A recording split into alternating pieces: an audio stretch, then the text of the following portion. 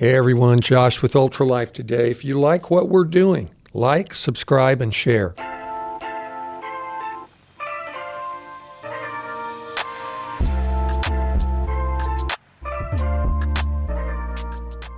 Hey everyone, it's Josh Bellieu here with Ultra Botanica and with Ultralife today. We have Dr. Royce Bargas with us, doctor of osteopathy, board certified cardiologist for this episode today.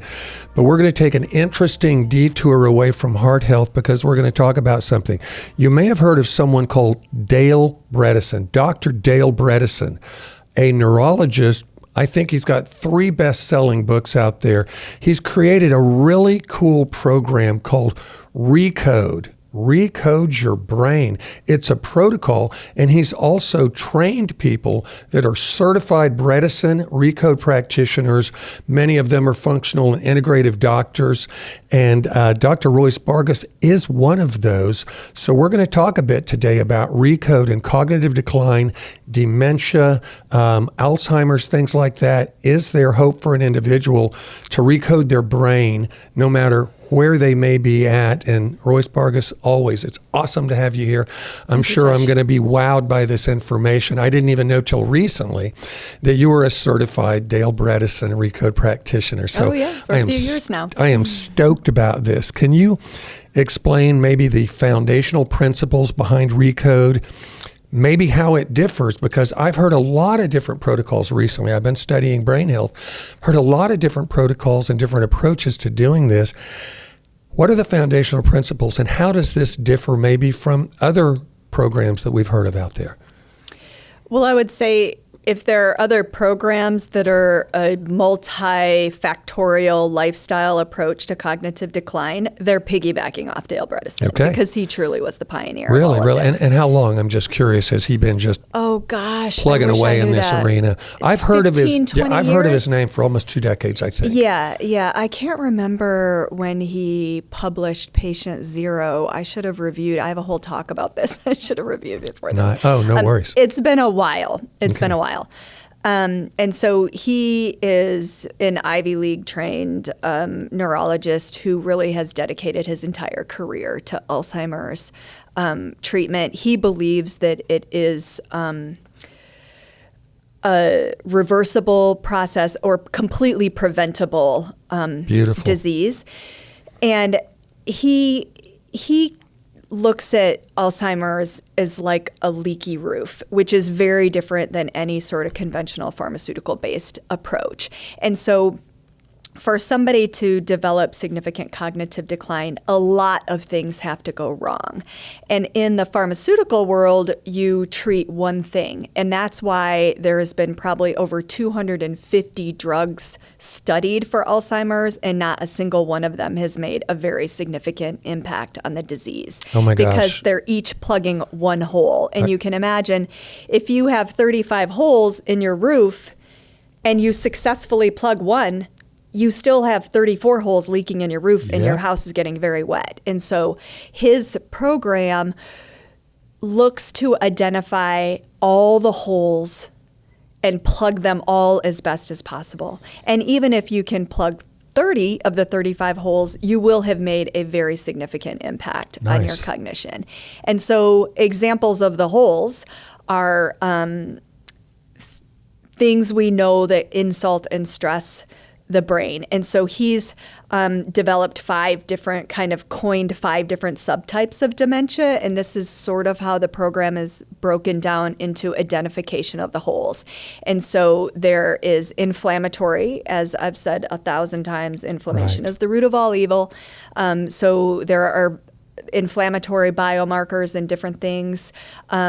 Glycotoxicity, so that's glucose inflammation from glucose, so basically metabolic dysfunction and high blood glucose. There's a reason why dementia has been coined type 3 diabetes. It is a sugar-driven disease. And then there's toxicity, which is toxins like heavy metals, mold, glyphosate, environmental toxins that we know damage brain cells and contribute to cognitive decline. And then there's atrophic, which are all the trophic factors that are necessary for the brain. Zinc, selenium, all the B vitamins, vitamin D, vitamin C, all the antioxidants, all of your hormones, estrogen, testosterone, progesterone, pregnenolone, DHEA, thyroid, all of those trophic factors that support optimal cognitive function. And then trauma, which is, you know, you've heard of... That T word keeps coming up trauma, in our conversations, doesn't it? Not trauma like emotional trauma, although I'm sure that's damaging for the brain, but this is specifically like head trauma, the concussions that, you know, football players get, or motor vehicle accident. Combat sports athletes. Yeah. There's been a lot of media press about cognitive decline in ex-football players. It's a huge problem. For a second, I want to go back as it relates to some of these holes, because you mentioned these 5 categories, 5 holes as you called them. That was great. Put a good picture in my mind. How does a practitioner go about determining which hole a person has? You test, don't guess. Okay. And so the testing is pretty extensive through the Recode program. And to be clear, so Recode stands for Reversal of Cognitive Decline. And there's also a Precode program, which is much less intensive. That's Prevention of Cognitive Decline. Beautiful. So you don't have to have any element of cognitive decline to benefit from this program. And in fact, my favorite is the Precode. Like, get in before you have anything. If you've determined you have risk factors, if you have family history, if you have ApoE genotype, it's never too early, but it can definitely be too late. Please give us a brief, and I interrupt you, I'm sorry, go ahead, but I want you to tell us these different tests and what you know can't even list all the tests. Okay, wow. There are all the things that I mentioned when I'm talking about the different subtypes. We test all of those things. Okay. So all the cholesterol markers I've mentioned in earlier episodes, many metabolic markers, fasting insulin, triglycerides, all of the, like, many essential elements, B vitamins, or vitamins in general, many of them are B vitamins. We look for toxins. I do very extensive toxin testing. All the hormones, like, I want to know that I've optimized all of your hormones as much as possible. We do antibody panels to see, do you have an immune response to things like gluten, or there are antibodies you can actually test for leaky brain. That's not necessarily a target for therapy, but just more informative. We do volumetrics MRIs where we actually can measure the volume of the hippocampus and the amygdala, the 2 structures of the brain that are most affected by Alzheimer's, and we can track them over time to see if we've improved hippocampal volume, and the program has actually been shown to actually increase the volume of the hippocampus, which is profound in the area of Alzheimer's. So one of the holes that you mentioned was heavy metals and glyphosates. I am so confused about heavy metals, identifying them, and then what one does to get those out of the body. I keep hearing the words forever chemicals about glyphosate and all these others, and it just kind of makes you think, well, I've been exposed. There's really nothing I can do to get them out of my body. They're going to be there forever.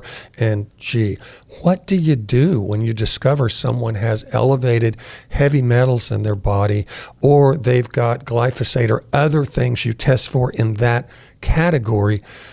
What are the things one can do to get those out of their body? It is a very defeated mentality to call anything a forever chemical. Like, our body is beautifully designed to get rid of all this stuff. Hope springs eternal. Thank you. I mean, we were never meant to have the level of exposure that we have today. Don't get me wrong. And so paramount to your health is to minimize your exposure. Okay. You cannot eat glyphosate. You cannot spray Roundup on your yard. You have to avoid heavy metals. And so part of the program is educating people like, where would I come into contact with glyphosate? Where would I get mercury in my diet? How would I ever be exposed to lead? So that you can absolutely cut out all exposure. If you already have it in your system, again, you were beautifully designed to get rid of it. Just our world suppresses these detoxification pathways they have to be working in a pristine manner to get it all out, but they can get it all out. Metals specifically can sometimes require chelation. I do IV chelation in my practice. I also use a lot of Quicksilver Scientific. They're probably the leaders in the world for detox products and protocols that can augment your detoxification pathways. They're right in a suburb north of Denver in Colorado. A great company. I use a lot of their detox systems.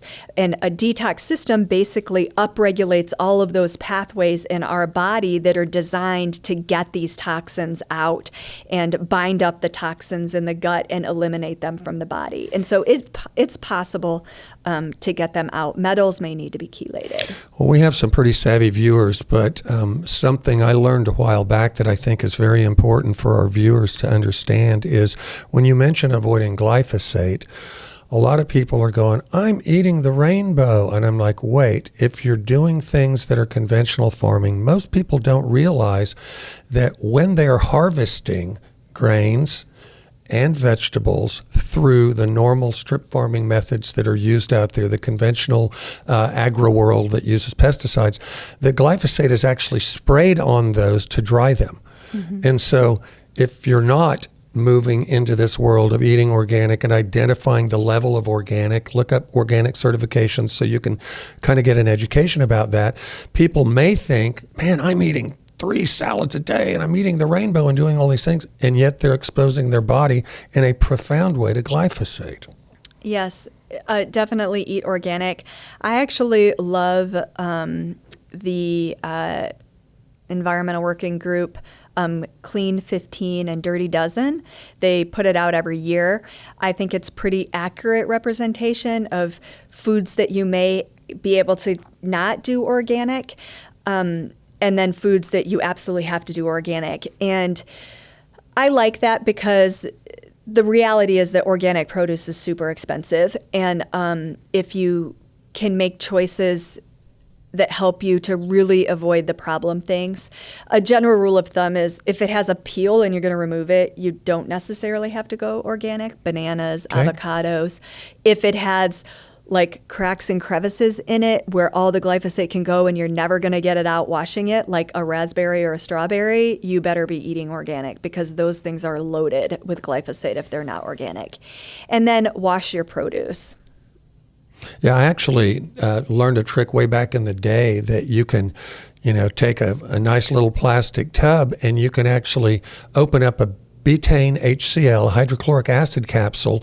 You put that in the water, and then when you're washing your vegetables in that, it profoundly will take pesticides and stuff off of that. Kind of interesting, I had no idea. I will totally do that. I know. I learned that from a kinesiologist way back in the day in California, and it was brilliant, and I did it forever and got away from it when I started eating all organic. So I understand in the Recode protocol, the words personalized and precision are just repeated over and over and over. And you've already said there is a lot of tests that can be done. But I mean, I'm thinking to myself, if you're out there and you have a loved one that you're seeing moving on to this cognitive decline, dementia, Alzheimer's road, why not take an approach like this? Because you heard Dr. Bargas mention that all of these hundreds of pharmaceutical drugs have still, what did you say, basically have not proven to be able to help yet. So you have an actual path and a roadmap for an individuals to start at any place in the game, whether they want to prevent or whether they're in the thick of it. And I've heard our good friend Keith Bishop mention before how critical it is for someone to have, in essence, kind of a partner to help. Because if a person starts to go into cognitive decline, before long, they may not be able to open their email, or they may end up in the bathroom and wonder why they were there, or in the kitchen, or the spouse wakes up in the night and goes, "Where's my mate?" and then finds them in another area of the house scratching their head. So how critical is something like that in this process? And I'm saying this because I want to incentivize viewers to notice, look for the signs, and then say, you know what, we're going to go do this. It is so important, Josh. I just had a meeting yesterday with my health coach. I have the benefit of having a functionally certified health coach in my practice, Awesome. one of the only ones in Oklahoma, and she's very familiar with my Recode protocol. Her name is Sue, and I could not successfully be a Recode provider without her. And so the program, I mentioned how we do all these tests, and Right. It's easy for me to tell you, take your zinc, do this detox, let's put you on some hormones. But the actual protocol is you have to change your whole entire life usually. Now, some people come to it already doing a lot of the right things, but usually you don't get significant cognitive decline if you have been always eating a whole foods organic diet and exercising every day and sleeping well. And so the actual program includes many foundational aspects that's very functional medicine-esque. You have to eat the right things. Now, the biggest change in the diet is that you want to be in ketosis. And so if you want to optimize the health of your brain cells, you cannot eat carbohydrates and sugar. You want to get into ketosis. People are checking their ketone levels. We want a level of beta-hydroxybutyrate to know that you are doing everything you can to optimize the function, the energy and function of all of your brain cells. And so that's very difficult for people to look at that and be like, am I going to be able to change my diet enough to be in ketosis for the rest of my life? Right. Well, and let's talk about that for a second, because I know there is ketogenic diets, and then as I was on for about 3 months, a therapeutic ketogenic diet, which was even limited on protein as well as carbohydrates. And then there's the carnivores, which I see many people resolving all kinds of issues by going on a carnivore diet, doing it the right way. There's great resources out there. But I look at carnivore much more as a therapeutic, not a life diet. That's just me. I know some people that have been on it 15 or 20 years, and they seem to be the most healthy individuals in the world. I have not seen those people. Okay. And then also... You need vegetables and the rainbow. Okay. Like you have to. Great. And how about this? How about intermittent fasting? Because if you're going 16 hours without food, maybe eating one beautifully balanced meal a day, you're really hitting that ketosis zone for several hours, right? Well, we don't guess, we test. And so we will measure ketone levels. Intermittent fasting is a huge part of the program, or it's technically time-restricted eating if you're minding a narrow window for when you consume all of your calories.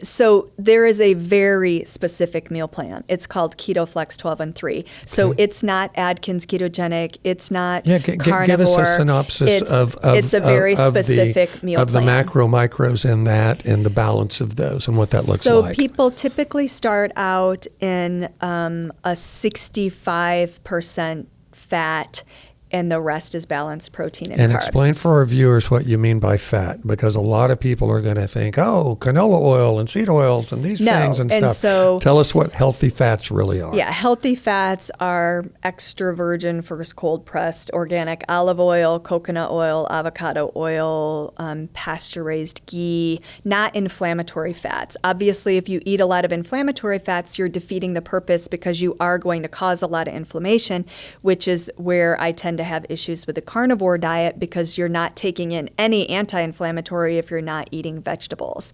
Meat is a condiment in this meal plan, yet 65% or greater of your calories you consume are fat. And so that's hard to wrap your head around. Dr. Bredesen wrote a whole book just about the meal plan. It's complicated, and it's a difficult switch for people. Yeah. But basically, you fill 3/4 or more of your plate with healthy vegetables and a serving of high quality protein. So can we bust a myth here? Because I've got a lot of Native American background, and I was vegan for a period of time, and then I was lacto vegetarian, and then I was lacto ovo vegetarian. never really felt quite right doing all that. When I actually began to embrace beef, and I will only eat grass-fed beef of the highest quality. Yes, it's expensive. Boy, is it satisfying, though. It fills me more.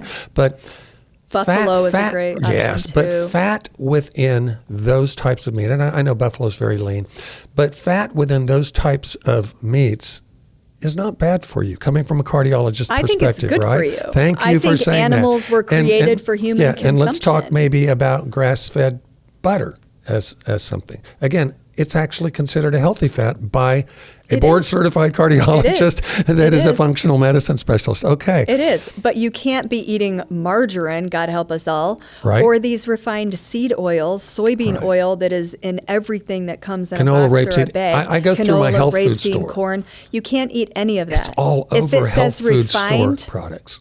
Yeah, it's not. You can't eat it. That's not a healthy fat. Avocados, eggs. I'm a huge proponent of eggs. Great way to get your protein and fat.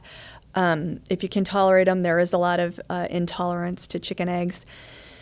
Those nuts, very good source of healthy fat, but you can't buy nuts that are deep fried in soybean oil. You gotta buy like dry roasted. It can't have soybean oil or it's inflammatory. It's hard to find nuts that actually are not rancid on a store shelf. That's why one of the places I like to shop keeps them basically frozen. So that when I get them in the bags that I get them, they basically were thrown into the cold thing, shipped cold, and then they're cold, because nuts do get rancid really quickly, and a lot of people overeat nuts too. That's kind of a problem, you know. You don't need to eat 2 handfuls of them and say, "Whoa, I'm just being really healthy with my body." So, for you, how many? Just a ballpark figure. How long have you been doing the Recode protocol as a practitioner? Under the Bredesen protocol, and then how many people have you actually worked with, and give us an idea of some of the things you've seen, because you've mentioned some hard things, which I know that about you, do the work, right? But people can take baby steps in these things as well and begin to get better. But if somebody's going to engage, cognitive decline is coming on. How many people do you think you've taken through this? And I know you know a lot of other practitioners too, so you can draw from that pool. How many people do you think you've taken through this? And what are some of the types of things you see when people embrace the Recode protocol, and how quickly do they begin to see changes? Okay, so my Recode and Precode practice is not huge. I mean, it's a highly specialized program that is not for the weary. And so I think right now I might have about 30 people in the program, and people have come and gone over the years. I think I've been doing it somewhere between 2 and 3 years. I've been a certified practitioner that I've really been like, people pick me when they sign up for Recode, that I was practicing this type of thing long before I became a Recode provider, but actually being in the program. And so I have probably, I don't know, I would have to look at my numbers. Maybe less than half are actually pre-code, and so they don't have any element of cognitive decline. And so the big success with them is that all of their scores are staying normal. And so in order to know like how is somebody doing, they take pretty advanced cognitive, neurocognitive assessment tests. And then they just know in their life that they feel good and their memory isn't suffering. In my Recode patients, I mean, I won't lie. There have people that have come to me with MoCA scores, which is Montreal Cognitive Assessment. It's a 30-point in-office, pretty brief test that you do to quickly assess somebody's cognition. And if you come to me and your MoCA score is less than 10, highest being 30, anything less than, oh gosh, I should know this, maybe 20. Less than 20 is dementia. Somewhere between 20 and 25 is like mild cognitive impairment. Wow. If you come to me with a MoCA score of 10, it's going to be really hard. If you could do the entire program 100%, you may not decline from where you are. Maybe your score will go up a couple of points. But the problem with those people is that they're already so declined that you can't get them to exercise. You can't get them to do brain training exercise. Right. You can't get them to take all the supplements. And so it's so hard for them to comply with the program at that point, even with a really good support system. It's hard. Now, Dr. Bredesen has turned some of those patients around, and there's actually this amazing facility in Wichita called the Clear Mind Center, and it's a nursing facility. It's the second. The first one is called Marama, and that's in California. So it's in Clear Mind Center is just in Wichita, and so it's right down the road, and so it's kind of doable for patients. So it's a facility where people live and breathe 24/7 Recode. All of the meals are Recode compliant. It's amazing. Now, it is not cheap, but either is a memory care center. Right. And so I have had a couple of people go in there. Some have done better and some haven't. For me personally, when I'm implementing the protocol, it is really all about compliance and how much of the protocol can you do. And so I had one patient who came, and she, like an example, she no longer managed her own finances.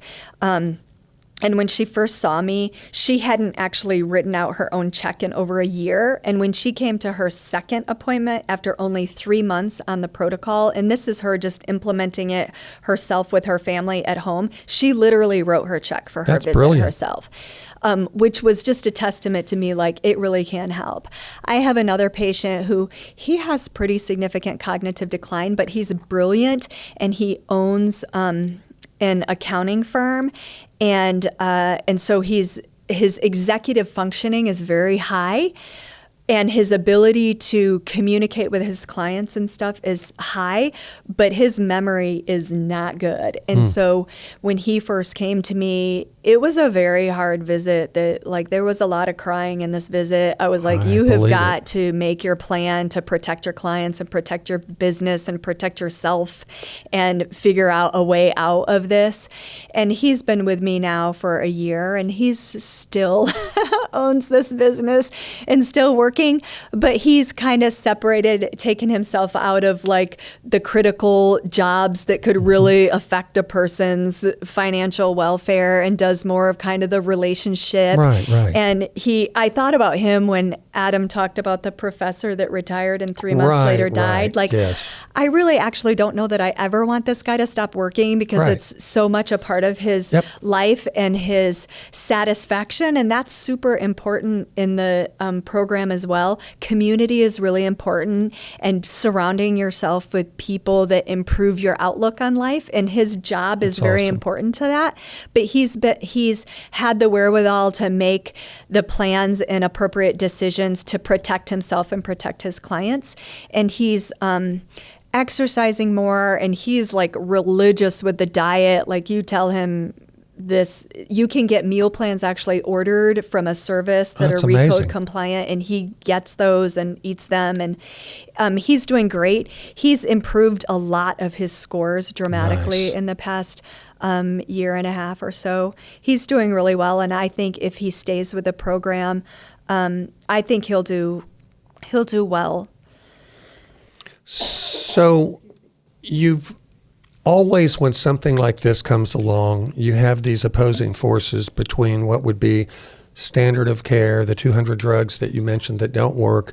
And so there's going to be there aren't 200 drugs to treat it. There've been over 200 studied. Let's be clear. Go. Okay, there thank are you 3 so drugs much. on the market. Okay, gotcha. Thank you so much for that distinction.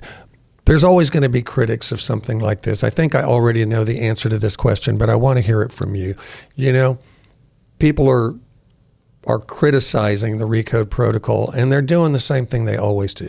There's not been any long-term randomized placebo-controlled trials, which you and I know can go into the hundreds of millions of dollars to do something like that. How would you respond to that? I mean, obviously, you just told us about case studies and results you're seeing when people embrace the protocol.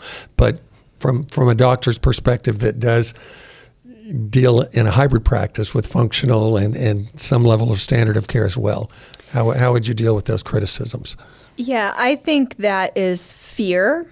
I think that it's a big pharma mentality that supports that philosophy that you need some sort of large-scale randomized placebo-controlled trial to they can't afford prove them. something. They can afford them. They can afford them, but the truth is this protocol can never be studied in that way, because that kind of study design is to study one factor and keep all other things the same. Yep. And so this program is not one factor. That's what makes it so different and, quite frankly, so effective. It's 100 factors all at once. And so the only way to study it would be to take a group of people with the same level of cognitive decline and all the same risk factors and put half of them in the protocol and half of them not. Yeah, exactly. And that's still not randomized double-blind placebo. There can be no blinding in this protocol. You're either living the protocol or you're not. And so Dr. Bredesen is doing a good job of following his patients and publishing. Like, he wants this protocol to be mainstream and he wants it to be validated. And he published October 2023, I guess. He published like his 10 patients that had been doing the program for 10 years or something. I can't remember all the details of the study, to show improvement. But there's no placebo, and there's no like matched control. Exactly. It's just either it works. We know what happens if you don't do it. Right. Exactly. It's pretty clear. And so the people that are going to stand back and say it doesn't work, they're just scared that they're not going to take the pharmaceuticals or something. I don't know what they're worried about. They're scared that they won't be able to they won't be able to implement the protocol. I don't know what they're worried about. Okay, so last question, and thank you for that. That was great. There's a big buzzword in the supplement industry the last 3 years, and I know how these trends go in and out of the supplement industry. I, frankly, am very upset at times with the supplement industry, because to me they're doing the same kind of ride that's happening in the other world that we're not very fond of at times. 30 to 50-somethings out there, and the word is nootropic or nootropic. Right. What are some of these things that one would find in nature? Let's for a second not talk about drugs. There probably are those that we know people are doing things with Adderall and all kinds of crazy things out there. But in the nootropic world that would be a supplement world, are there any things within your own practice that you have recognized are really key supplements that, let's say it's an individual that's not having any cognitive decline, not having dementia, but maybe they really want to tune up or sharpen their mind? Are there things in nature that you would recommend for people? And would you call those nootropics? Nootropic is a total buzzword right now. I have never said the word nootropic in my practice ever. Okay. Ooh, we caught you on film saying it for the first time. Yes. So I don't really discuss nootropics necessarily with my patients. I definitely advise heavily against using any Adderall, amphetamine, stimulant type product. They're highly addictive and they are not going to be helpful in the long run. Right. And there's so much, don't even get me into like the fentanyl-laced stuff out there. You cannot be grabbing an Adderall from your college roommate because you can wake up dead. And it's happened. It's happened to close people to me. It is very bad. And so I would caution people, do not take those drugs. Thank you for that. Now, I also believe supplements are supplemental. And so I'm going to always, food first, and exercise is actually the most potent nootropic on the planet. It increases BDNF, it causes mental clarity. It's going to be the best way to support cognitive function in your brain. And then don't eat sugar and eat your vegetables. And that's going to be very important. As far as like, what do I pull out when I want to increase mental clarity in a young person? I use a lot of, I wouldn't say a lot. Well, one thing I would say is caffeine. Caffeine can be incredibly effective if you're not adversely affected by caffeine. It can cause, it obviously causes mental clarity and increases your energy level and can be very effective. I never use this, but nicotine is actually an amazing, you can really think straight. I have heard of that. But it's also highly addictive and very difficult. And certainly I don't want anybody addicted to nicotine or certainly don't smoke. But it does cause a lot of, it's very good for mental clarity. And then I use glutathione. So glutathione is the most potent antioxidant in nature. And in our bodies, and a lot of us are deficient, and in a toxic world, we use up a lot of our glutathione. And there's a lot of controversy about how to administer glutathione. Right. You can't swallow glutathione. So for anybody out there, if you're taking glutathione capsules, you are not getting any glutathione. That's right. You can't use it that way. And N-acetylcysteine is something that can help to naturally elevate glutathione levels. I use a lot of NAC. But if I want, I want to increase my focus right now. Like I have to give a lecture, or you're going to take a big test or something. You can really be on your game by taking liposomal glutathione. I administer intramuscular and IV glutathione in my clinic too, but it's not really practical for people. Right. And so I use a great liposomal glutathione product.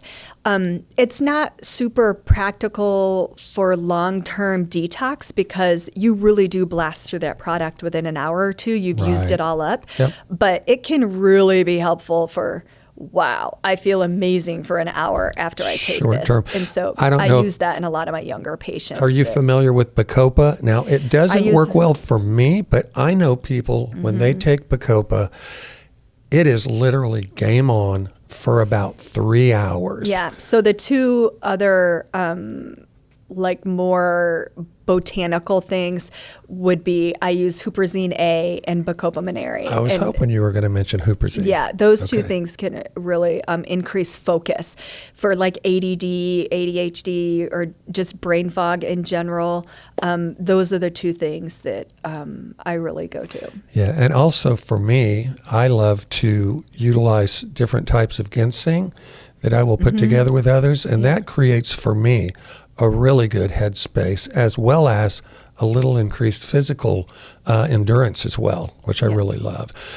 Well, you've been listening to Dr. Royce Bargas, Doctor of Osteopathy, board-certified cardiologist.